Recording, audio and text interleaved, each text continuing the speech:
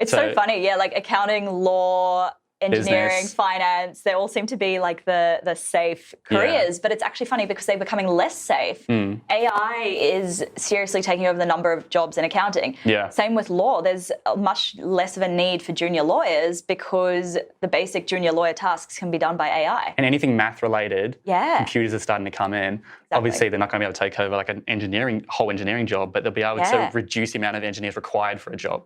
And that sort of thing. It comes down to another thing I've said a few times. People are, I don't know the exact statistic, but people who are finishing uni, there's like a huge chance they're going to be working a job that doesn't exist yet.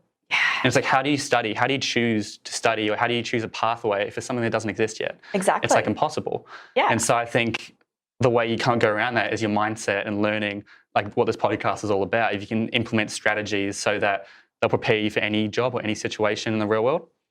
Yeah, it's about those transferable skills more than studying for a specific career path. I mean, when I was finishing school, there was no such thing as social media marketing. Well, there was. Facebook had just sort of become a thing. Yeah, but it wasn't mainstream. But yeah, there was no Instagram. Instagram didn't exist when I finished school. Yeah. Same with like launch strategy. Yes, there were things like launch strategists, but they weren't as much of a thing around online courses and online memberships and digital products as they are these days.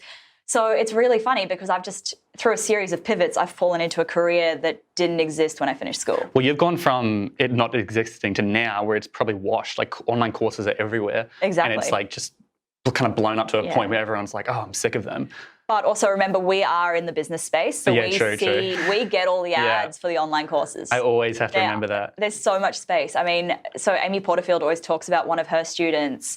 So Amy Porterfield's like a big course creation. She's kind of like the course creation queen. Yeah. And one of her students does a course on how to create caramel apples. Right. You know, like the candy apples that they make in America in Halloween time or whatever. I'm sure it's a unique course and people are it's receiving crazy. it. It's sold like crazy. I think they made like a few $100,000 from it. Yeah, because niching is the way to go. Yeah.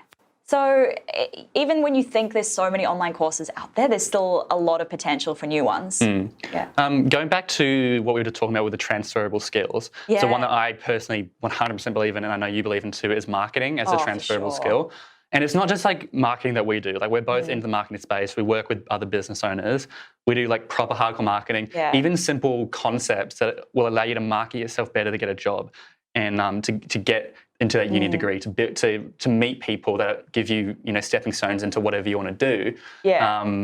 What do you think younger people can start doing around marketing? Yeah, I think the biggest thing is to start thinking about what kind of brand you want to build for yourself. And a brand's not,